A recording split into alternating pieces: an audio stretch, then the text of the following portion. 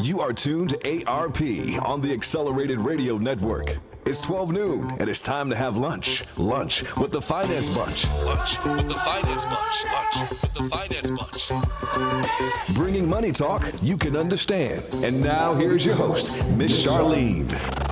Good afternoon, everyone, and welcome to Lunch with the Finance Bunch. This is Miss Charline, and I'm here with a guest that I'm so honored and so happy to have on again, Donovan Dee Donnell. Yes. How are you? I'm doing good. I'm back home. Yay! I feel good. Yeah, thank you for having me again. Of course. Yeah. We could not wait to have you back. Okay, so Donovan is an awakened coach, an entrepreneur, and an author. Before the I Do's? Yeah, before the I Do. That's right. Yes. And now you're going to be releasing a new book. Yes, the new book is called Evolving the Entrepreneur. I love it. Yeah. I love it. So in this episode, we're going to hear about what you've been up to, Right. and then we'll get to talk about your brand new book that you're just about to release. So I'm just so excited about that. I heard a little bit about it, little snippets, but I want to hear more. Gotcha. No problem. Okay? So what have you been up to? I think since the last time that I was here, I think the biggest thing is that I went to Brazil to Nice. we did some training out there. So I trained some pastors and some leaders out there through the Awaken organization. So we just got them hip to what the life coach personality looks like and sounds like to help enhance them and to help enhance their clients, their customers, and their members. Yeah. So that was a beautiful experience out there for about 10 days. Wow. Yeah, so now I can be an international life coach. 'Cause I took my skills and my training and I went to another country and did. So it's just the start of a lot of beautiful things. So that resume is looking real plump right now. It is. I came back so motivated that I actually started my book. And between, I guess, mid-December and the end of March, I actually completed my whole 25,000 words Wow. for my book. So That's amazing. when you're motivated. When you're motivated. Yeah. That's very true. Because a lot of times, authors talk about not, it takes this long or that long to write a book. But if you're motivated and it's coming from within, you're just literally pouring your heart out on paper, kind of, right? In your experience? It is. Because see, the thing about it is that we know what we want to do. And we say we want to do. That's our Yes. plan. But without a strategy, the plan is dead. That's very true. You know what I'm saying? So I'll tell you more about that later, about how I put myself on a daily book quota, a word quota. Oh, okay. How many words I had to write per day and all that kind of stuff. That's how I brought it to fruition. Okay, there's so many people who, that's why I have notes, because I'll go off on a tangent, because with you, we could talk about everything, yes. But, so many people want to learn how to write a book or think they want to learn how to write a book, and they don't know where to start. They know they have this idea or their life story, but they don't know how to organize it so that it becomes readable, so that the person reading it will enjoy it and understand and go along the journey with them instead of being like, what are they talking about? Exactly. I mean, and the definition of an entrepreneur is someone who organizes and manages an enterprise. So between organization, managing, but then the key thing, executing. Yes. That's how you bring things to pass. Writing a book is not difficult. You already have the content inside of you. Yes. You have to organize it, manage it, execute it, put it down, have a plan, have a strategy, and it's not difficult. Okay, so do you think being an entrepreneur, because that kind of, when you say entrepreneur, that is a huge title. Yeah. It spans, all different types of businesses. So in defining it as you did, it allows people to have more freedom in one way, but it puts controls in place too, right? It puts morals in place. Okay. Yeah, because an entrepreneur is someone who actually, they're providing a service. Yes. Hopefully a needed service. And so you're in the service industry. Yes. You're in the service business. I tell people all the time, no matter what industry you're in the hospitality business. Yes. An entrepreneur is one who's supposed to bring the hospitality. They're bringing a service to a particular people. It's a little bit different from a hustler. Yes. A hustler is also an entrepreneur, but sometimes the morals and the mission are just a slight bit different. So I think they're closely related. I don't have anything against hustling. Yeah. Got to get your hustle on. Right. But understanding the difference between the two really helps you to really focus your aim and your morals and your strategy more clearly, so that you can get the desired end that you want. Right. Yeah. And by defining it as, you're providing a service, it takes you to a different level of responsibility. Exactly. Right? And exactly. It puts you in a different mindset. Exactly. It should humble you. It should. Right. And that's one of the reasons why I wrote the book. This book is mostly about aligning purifying your motives. Okay. Purifying your motives and aligning your intentions. And everything's in alignment. There's a lot of entrepreneurial books out there about how to do this and how to do that. I'm talking to the actual entrepreneur inside of you. Mm-hmm. Where can we correct and make the alignment more straight so that you can fulfill and bring to pass and manifest your hopes and your dreams? Yes. You know, so it's all about going back inside of here. I don't need to look at the industry just yet. I want to look at you. Yes. Let's talk about what's going on in your head, your mind, your heart, and then your business practices, and make sure they're all lined up. And when they're in alignment, success is inevitable. Success is inevitable. Yeah. I like that. We're going to hold on to that one. No problem. Yeah, definitely. Tokens of advice from Donovan. I like it. Little pearls of wisdom. Yeah. Now, you juggle multiple roles. Yes. So you have to be somewhat disciplined. So what does a day in Donovan's life look like? I am disciplined, but at the same time, I'm very adventurous. Okay. Which means that I am disciplined, but I still allow myself, I afford myself that freedom to really just sometimes, this is my constraint, this is why I'm within, but it's not a jail cell. Okay. You know what I'm saying to you? It's like a workspace for me. Yes. I can still venture out of it. So, I mean, if I'm not trying to book a photography appointment and I'm not trying to book a life coaching client, I am writing. Okay. You know, and if I'm not doing that, I'm actually thinking about going back into personal training because it is an essential or it's a desire, a passion of mine too. And so, yeah, day in the life looks like a lot of phone calls, a lot of emails, but then also a lot of meditation and a lot of meals. From last time, you know, I love my food. Love your food. Yeah. Yeah. So normally, what does a work day look like for you as far as hours are concerned? How many hours do you usually put in a day? I know there's 24 hours in a day. I feel like I do more than that, though. That's what it feels like. But my first alarm on my phone goes off at 7 a.m. Every day, no matter what time I go to bed. And the first alarm says, be grateful. So I'll wake up with that attitude, that intention to be grateful, regardless of what it may look like from yesterday. Just be grateful. And if I don't get out of the bed, my 8 o'clock alarm says pray. And so at that point, I'm out of the bed. I go straight into my meditations. I get me a protein shake in. And then I actually have a calendar on my wall. Look, okay, so what appointments do I already have set today? Yes. And I immediately go into confirming my appointments, either my photography appointments, and it takes a while to really get all your equipment together to get ready for your shoot, or get your tools together to get ready for your life coaching session. Yes. If I have that free time, then I am writing. I have 3 more books I have to complete this year. Wow. Yeah, it's not even a big deal. I told my barber the other day, I said, you get up in the morning, you're a barber, you come, you cut hair. Mm-hmm. If I say that I operate as a writer and I'm gifted in communication, what should I be doing every day? I should be writing something every day. And so in my free time, that's what I do, I write. Now at around 6:24 every day, I have an alarm that goes off and says, unplug and go enjoy a hobby. I have to do that because I will easily work into the artist hours, which are 4 a.m., 3 a.m. in the morning. Mm-hmm. But I have to unplug and enjoy one of my hobbies and really connect with my family, connect with my friends. And I'll talk more about that later. Let's talk about essentials versus pursuits. Yes. Keeping those things prioritized. Yeah, and then by that time, if 10 o'clock rolls around and I feel like I had a productive day, then I'll probably still do some more work because it's not really work. No, it's something that you love doing. Yeah. It's things that you love doing. And this is what I try to help my entrepreneurs remember. You have to be legacy minded. Yes. Because once you're gone, what's going to live on in your name? Right. And that's kind of what pushes you and motivates you because whatever businesses I have, one day I hope I can pass them on to my kids or maybe even a friend or maybe just a stranger that I just met that has a passion. I want to pass them on something beautiful and something great. That's how you become immortal, by spending your time on this earth very intentional. When you could just be, whatever, legacy minded, thinking about your name and what you've built and how it can last and still grow once you're gone.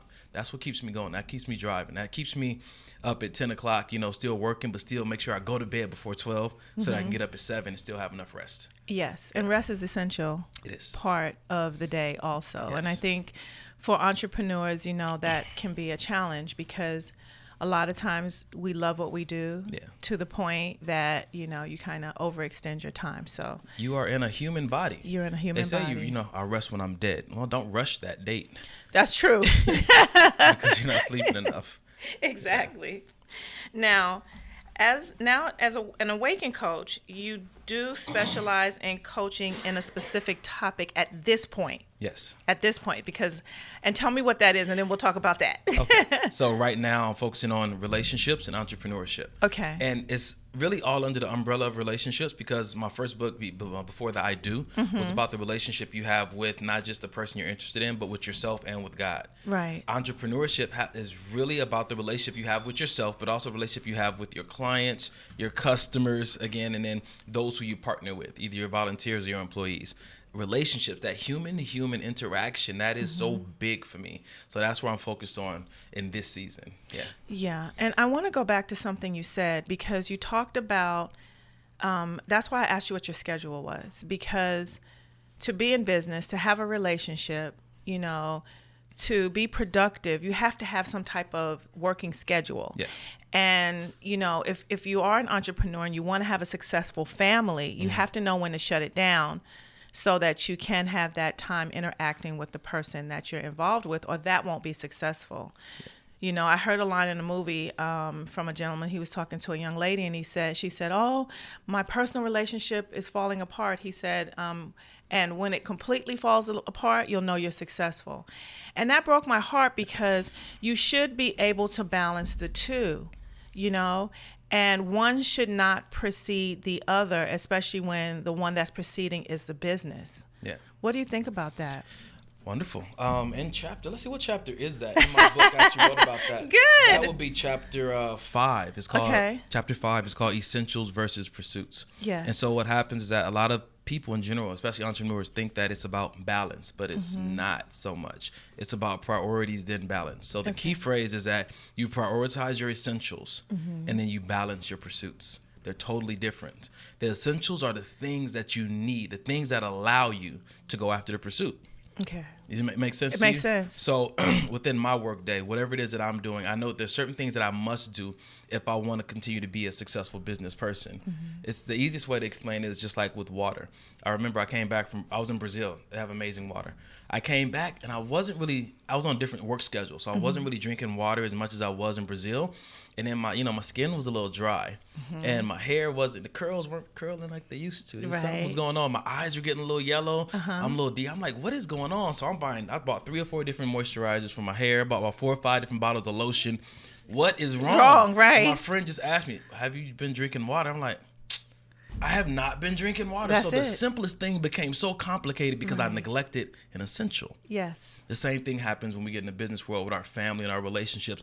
Those people, I'll say your family for the most part, if you have that kind of core family, they pour into you in such a way that they help you to be a better entrepreneur. That's right. So if you don't have that coming from them, then it actually limits what you can do as an entrepreneur. That's under the guise that you have a really supportive family. Right.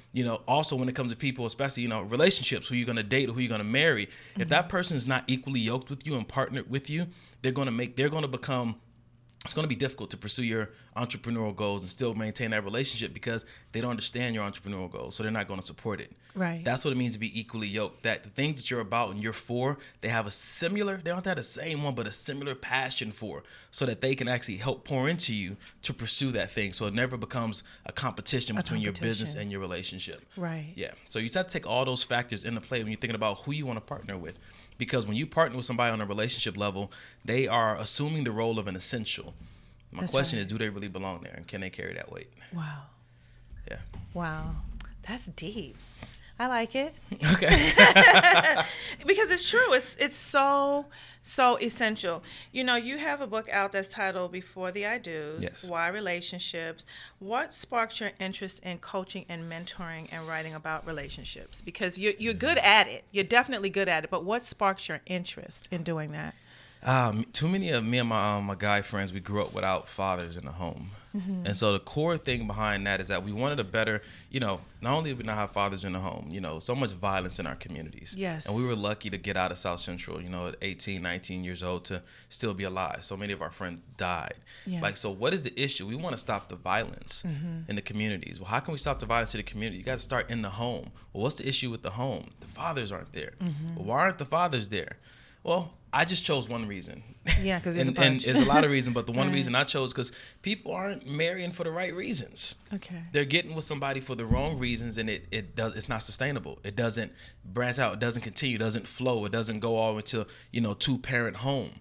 And so that's the approach I came. I said, if we can help people identify their purpose and how to connect or marry someone according to their destiny, Yes. not just their hormones or their emotions. If we can get somebody connected with you, with somebody that's in line with your destiny, then maybe the home will have a better chance. If the home has a better chance, the child has a better chance. That's right. If the home has a better chance, the community has a better chance. Everything starts with the home. And so that was my motivation, because too few of me and my friends didn't have that in the home, and it made it more challenging for us. So I feel like this is my gift to my generation, to bring that kind of content.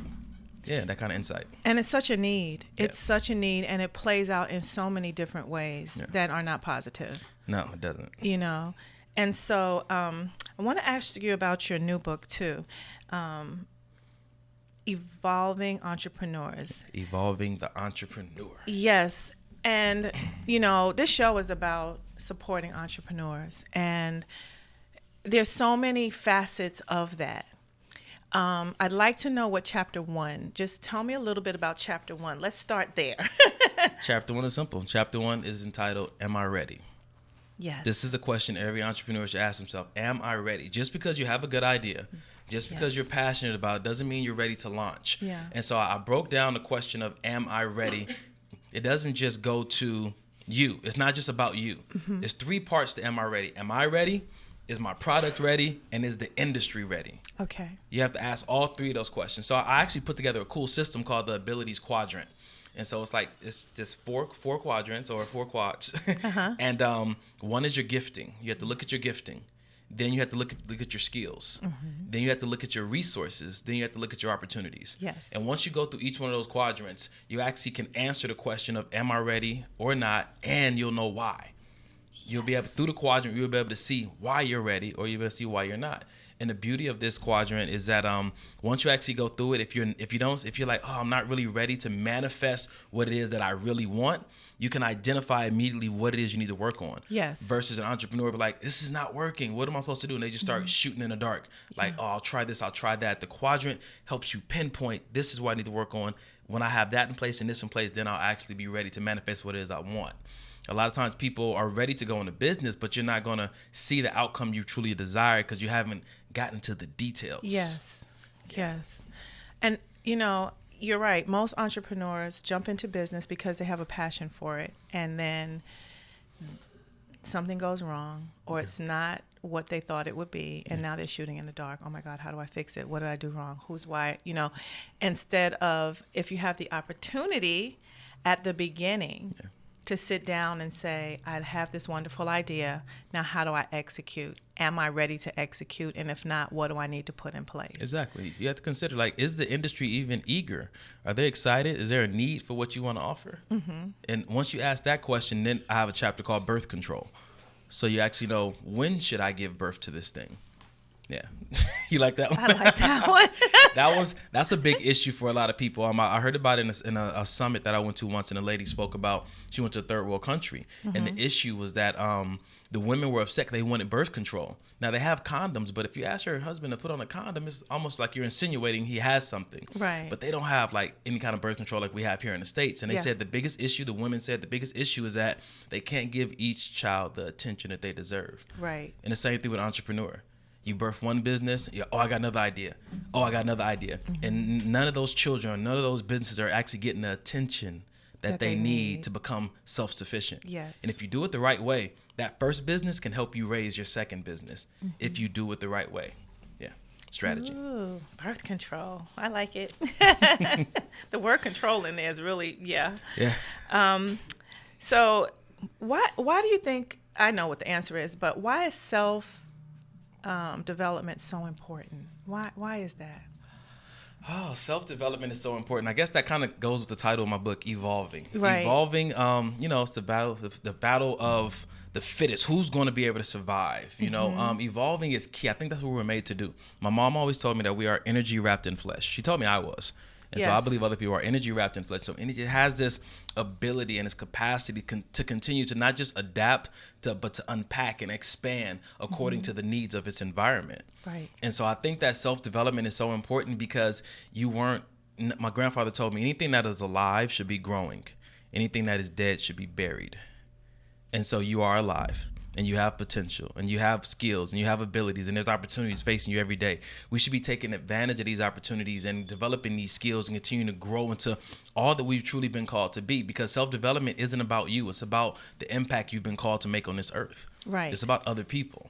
It's bigger than us. And when you realize that, then self-development, you start to prioritize it. Yeah. And so when you feel that tugging on your heart, or, that business or that idea that you can't walk away from, to have the ability to read a book like yours can really line it up for the person. Because everyone has that inner voice, whether they're still hearing it or not, because life has taken over and kind of smothered it or drowned it, or not. You start out, God gives every one of us, that passion, because we're all here for a reason. And so in what order does your book, the journey of your book, it seems like it takes us in an orderly journey. So could you elaborate? You know me so well. Of course I do. That's why I asked the question. All right. So let's look at this. So the first 3 chapters are called the consciousness chapters. Okay. So it's about developing and coming into an awareness and a consciousness. The next 4 or 5 chapters are called the commitment chapters. Okay. So the middle of the meat of the book is called the commitment chapters. We're talking about really getting into the strategy, having both feet in, those kind of things. And then the last 4 chapters are called the cover chapters. That's your covering. So you come into this consciousness, then you actually dive into the commitment, then you recognize that you have this covering. And the covering is so essential because when people get into business, the biggest temptation is to compromise their morals. Yes. People chase the spotlight, but what I've helped my entrepreneurs understand is that your gift is evidence that you don't have to compromise. Your gift is evidence that you don't have to sell your soul. And when you know that you're gifted at something, it gives you such a great advantage that you recognize that if I just continue to walk in this thing and be faithful and true to who I know that I am, I won't have to sell myself. I won't have to neglect my essentials. I won't have to give up all these other things, because this is where I've been called. And where you've been called to, there's already a pre-existing thirst for you. Yes. There's a pre-existing need for what you came to offer. And so my book helps you to awaken to that mindset. So no matter what everybody else is doing around you, if they're playing dirty, if they're, playing dirty politics or whatever, you don't play that game. You stay in your lane. You focus on your gifting, the fact that you've been called to serve. And know, just by faith and by determination and by discipline and in due time, it's going to come for you. And I love the word serve, because that is usually the missing element. People forget that we are here to serve others. And if you notice, and I know you have noticed, and I've noticed, that as soon as that element is taken away, disregarded, or disrespected, everything that was built starts to crumble. Yeah, it is called, I call it in my book, entrepreneurial sabotage. When you neglect the service part of it, or you don't really see the value of your clients, you care about them, but you don't really care for them. Yes. You don't take care of them. There's a chapter called "The Customer's Always Right." Oh, that chapter stepped on a lot of my friends' toes, because people are like, no, I've had too many customer dealings. I know the customer's not always right. In my book, I beg to differ. The customer is always right, even when they're wrong. And my stance on that is that just because they're right doesn't mean they get what they want. Right. Just acknowledge that they're right to feel the way they feel. Yes. They're right to say what they want to say. They're right to want it. But that doesn't mean you change the policy to give it to them. Right. When there's 3 things your client wants to know. And I learned this at a summit at the end of last year. Do you like me? Can you help me? And can I trust you? Yes. Do you like me? Can you help me? And can I trust you? Yes. Your client wants to know that. But everybody in this room wanted to know that. That's right. Ever since we wanted, or a child, we wanted to feel accepted. What else? We wanted to feel supported. And we wanted to feel safe. Exactly. Every person wants to feel that. Every client wants to feel that. When an entrepreneur makes that their focus, customer loyalty isn't an issue. Even when a customer doesn't get what they want, they'll still, come to your establishment because they know that, this person does like me. Right. And they really can help me, and I can trust them, even though I'm not going to get my way. I'm still going to come here because those 3 things are at the core of every human being. That's right. And when we're aware of that and we prioritize that, it just works. So the customer is always right for what they feel. Ooh, you got a #1 seller right here, young man. I'll take it. You do. Oh my goodness. Because these are lessons for business, but they're also lessons for life. Yes. And relationships. Yes. So the book really covers not just how to become a successful entrepreneur, because that's what will happen if they follow the steps. It's like a roadmap to success. Yeah. I can't wait to read it. And, but also it's success for your life. Yeah. How you treat people, how you respect people, Oh, I'm excited. I tell people a lot, and I try to remind myself to do it. I try not to say that I am a life coach. Mm-hmm. I try to say I operate in the vocation of life coaching. Yes. Because that I am is very powerful. It really is. I can't limit myself to I am a life coach or I am an entrepreneur. It is a vocation in which I operate in. But I am energy wrapped in flesh. I am a human being. Right. That person is a human being. So let me interact with them in that respect so I don't just see entrepreneur, consumer. That divide causes a big gap in the potential of that relationship to be more than what it is at the point. Yes. Yeah. And I like the way you say at this phase. Yeah. Because we evolve. Yeah. And we can be successful in more than one area as long as we focus on those areas in the time that you're supposed to be there. Yeah. So I love that you say that in this phase of my life, or at this point in my life. Seasons, because the seasons, because people that I see as a way that people find not being able to move forward because something in their life has fallen apart. Yeah. Right? And could you speak to that more? I'm happy you said that, because the subtitle of my book, so here's the whole title. It's real. You need to have like the theme music behind me and everything. This is okay, awesome. I got it. So it's Evolving the Entrepreneur. Right. The Premeditated Assault on Stagnation. That's the subtitle. The Premeditated Assault on Stagnation. This is not your friendly book. I come raw. It's almost like at the end of the book, I call it the war on stagnation, because it really is. People are stuck, and being stuck is very frustrating. Yes. And so you actually have to gauge war against the things that are causing you to be stagnant. But anything that's causing you to be stagnant can always be found inside of you. Stagnation needs two things in order to exist in your business. It needs a place to stand, and it needs power to pull from. The only way you can get that is from the entrepreneur. You give way to stagnation. Somewhere in your misalignments or somewhere in your motives, you're giving way to stagnation. That's why I approach stagnation from the inside out. Yes. You have to really look at it like, okay, this is an issue that I'm allowing. Whatever you're allowing is what's going to continue. When you recognize that you are the one who caused it, it's beautiful because you're the one who can fix it also. Yeah. Wow. Okay. So I cannot wait to read this book. Can I just have like a raw copy to read? I'll give you a chapter. You will? I'll give you a chapter. You will give me a chapter I'll give you one chapter. Okay, yeah. We all want a chapter to read. Okay, I'll take chapter 1, you take chapter 2, then we'll get the whole book. No, I'm just kidding. Let me get 12 people in here. Right. So there's 12 chapters in the book. There was 14, and now there's 12. Okay. Yeah. Okay. Yeah. Now, what made you omit the other 2 chapters, or did you fold them into prior chapters? So what I had to do, like I tell a lot of, when I go to my teaching and my coaching seminars that I do, I'm going to write a book on public speaking called No Words Wasted. And the reason I want to do that is because we lose track. My grandfather told me at a young age, don't get caught chasing the purple rabbit when you go up to speak. Yes. Because it's so many things you can talk about. And so my book, I had to keep reeling myself in. We're talking about stagnation here. And so the chapters, they were great, but they had to go for a different book. Yes. Yeah, I wanted to focus on the stagnation, assault, defeating that stagnation. Yeah. So here's another pearl. Stay focused. Yeah. Right? Yes. Got to stay focused. Stop chasing the shiny penny.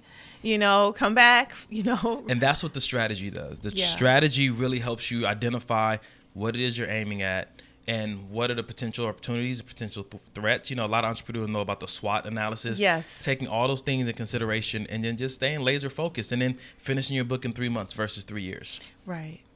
That's laser focus. Yeah, because it could take 3 years or never happen. Or never happen. Because people, they lose focus, and go inside their own head. So I absolutely love the fact that you're going from the inside out. Yes. Because that's the correct, proper way of doing it. Yeah, everything always starts on the inside. Now, I'm going to put this part in your hands because there's such a value in what you have to say. And I saw you kind of reel up on your computer. So tell me what's on Donovan's mind. Oh my! I don't want to encase you in, an agenda that really isn't going to show you in this book in its highest form. Okay. So Got you. tell me what's on your heart to say. The thing that's on my heart to say is it's the underlining purpose, meaning, intention behind every book, every seminar that I speak at, every book that I try to read, every time I talk to an individual and try to add value. The key thing, my life's purpose, is to help people understand this fact. You were never intended to experience life. Life was always intended to experience you. That is always on my heart. I hate to see people chasing after life. I hate to see people chasing after this and chasing after that. Pursue your purpose. Know your identity. Pursue your purpose, and it comes to you. In this life thing, we lead this dance. Mm-hmm. Life doesn't have a consciousness to act a certain way towards us. My day doesn't have this conscious personality to be a bad day or a good day. Yes. It's responding to the individual. And that's always on my heart. My nephew is 11 years old. And when I get a chance, every day I talk to him and I see him, I say, what emotions did you choose today? Because they made me feel this way. I said, what emotions did you choose today? Yes. Getting people to take control of their life. Stop trying to experience life. Let life experience you. Recognize that it's already responding to you. That's what's on my heart. And that's what I want entrepreneurs to understand, that you don't have to compromise and shake a little to the left and, dig in this pocket, because everything that happens in the dark comes to light anyway. Right. You know what I'm saying? So really it takes patience and takes a lot of faith to really just plant that seed and wait for it to grow. But that's what we've been called to do, and that's what we're doing. When we're impatient, that's the seed that we're planting. Or when we're patient. When we doubt and we lack and we compromise, those are all seeds. Life is not random. It's actually response. You planted that seed. I planted that seed. My birthday is coming up on Monday, April 10th.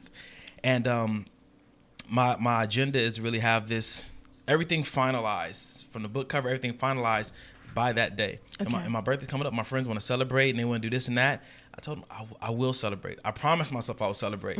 But priorities are priorities. That's right. This is my legacy we're talking about. Yes. You know what I'm saying to you? And so when I recognize that, I know that life is just waiting to see what I'm going to do. Because if I hold back, life has no choice but to do the same. Right. If I'm half committed, that's all I'm going to get back in return.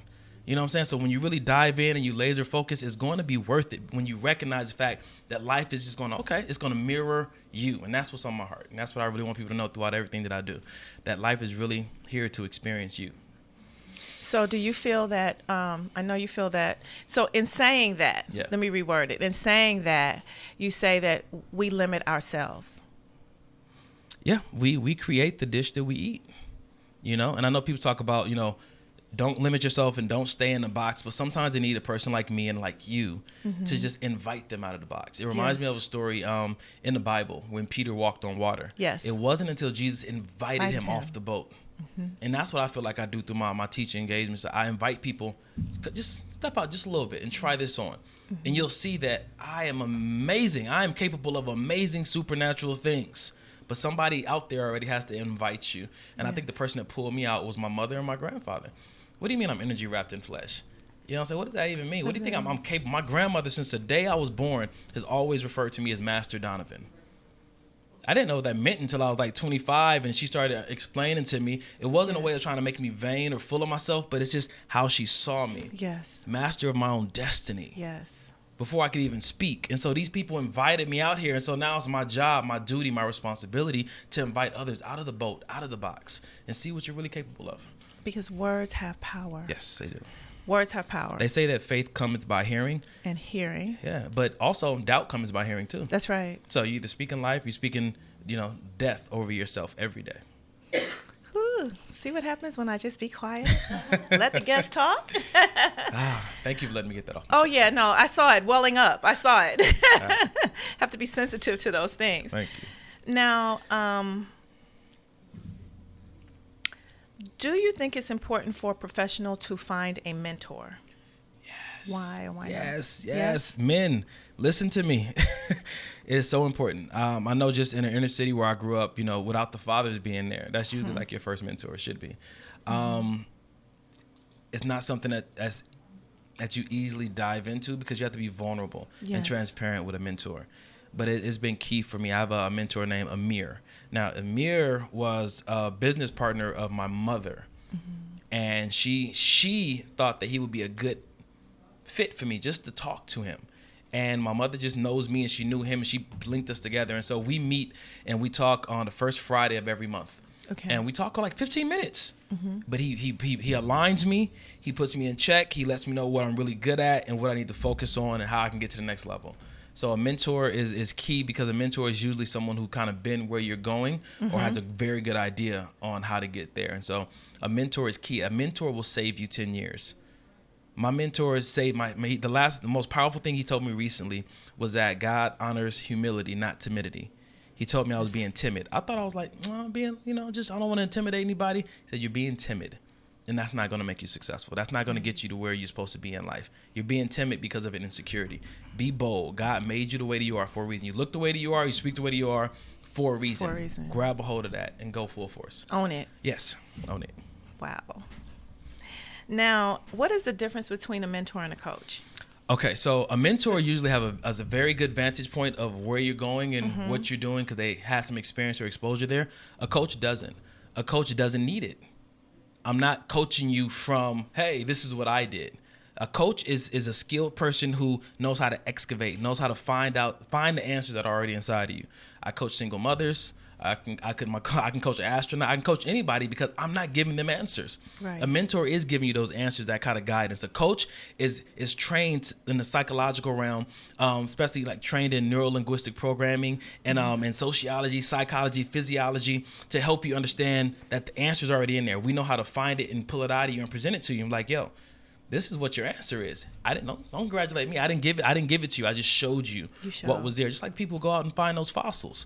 They find them on other people's land. They don't get taking fossils home. That's true. That's whoever land it is, that's where the fossil belongs to. So I don't take credit for that. I just say, hey, this is your answer. This is this. I know how to listen. I know how to listen for values. Every time somebody says, I am this, or when they raise up and say a certain way, like you just noticed with me, because you're life coach. You recognize that's a value for that person. Yes. I'm able to identify what kind of environments best suit this person, what kind of behaviors or skills that they say that they need to acquire that they haven't yet.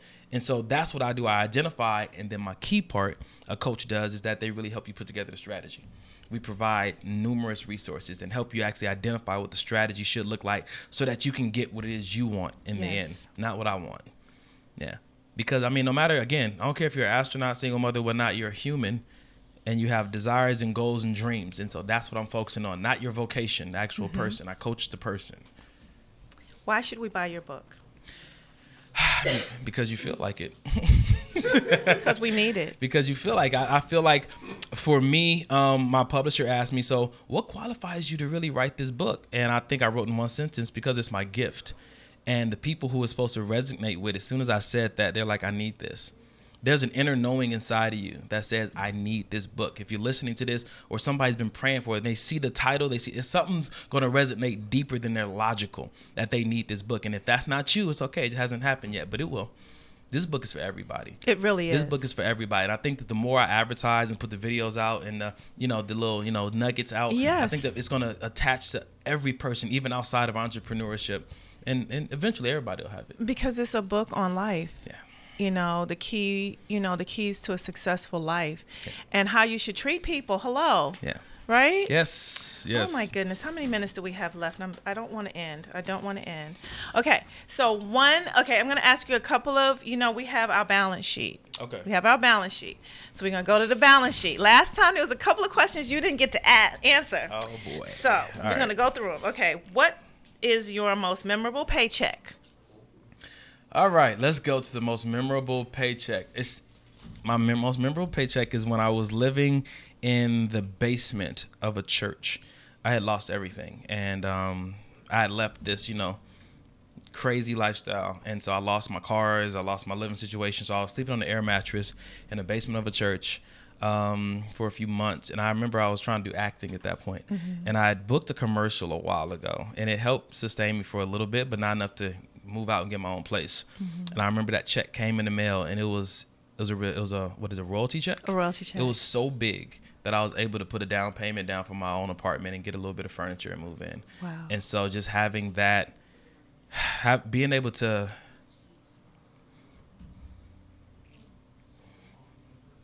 transition out of that situation into a better situation, even though it wasn't bad, but it's just like, Yeah, that was a memorable check for me. Clearly, that made me. That really impacted me because it helped me remember to not. I didn't have to like the Bible said, you don't have to revert back. A dog goes back to its vomit, because I was on the fence. Like, dude, is this even worth it? Like, I know I can go back and do this and make buku bucks. Yeah. But that check came at a very unique and needed time for me to stay on the path. Wow. Yeah. And then one more question that I didn't get to ask you personally was, if you won the lottery, what would you do with the money? If I won the lottery, what would I do with the money? The first thing that always comes to mind for me in situations like that, I really want to help people. I want to help people start their own businesses. Yes. If I won the lottery, I'm telling you, I already have the idea in my mind that people who want to write books or start their own companies, I would actually have a course I can actually put together with teams to evolving an entrepreneur, make it into like this school or university to help people who have those dreams or ideas on how to bring them into fruition. And so that's what I would do. It would all be towards helping people. That'd be my legacy. Maybe a university, open my own university. That'd be a great legacy to leave behind. Yeah, for entrepreneurs. Yeah. I feel compelled to say that's going to happen with or without a lottery. All right. Definitely. Amen. Yeah. Okay, well, I'll wrap it up. Heck, I don't have anything. I mean, this was, what do you say past that? Except when is the book going to be released? And we're going to help with that in every way we can. The book should be released. Needs it. It should be released in 2 weeks. Okay. 2 weeks. Everything should be finalized, and you'll be able to find it on my website at DonovanDeeDonnell.com. And probably on iBooks and, the digital version or stuff like Definitely. that. And I'm actually going to work on doing an audio version. Please. Too. So, yeah. Wow. Yeah, evolving the entrepreneur. So tell us how to get in contact with you one more time. Okay, so my website is DonovanDeeDonnell.com. To spell it all the way out, it's DonovanDeeDonnell.com. Okay. And it's also that same name for Instagram and Facebook. And YouTube. And YouTube. You have a lot of videos out there. So, yeah, no Twitter yet, but, maybe. We'll see. It's coming. Yeah. Thank you again so much for being on the Charline. show. Always a pleasure. I'm inviting you back. All right. So you have to come back and let us know how the book is going. It's home. Going to be, yes, it is home. Thank you. I'll be back. Definitely. Thank you so much. This is Lunch with the Finance Bunch. This is Miss Charline. You guys can do the trailer. I'm done. This was good.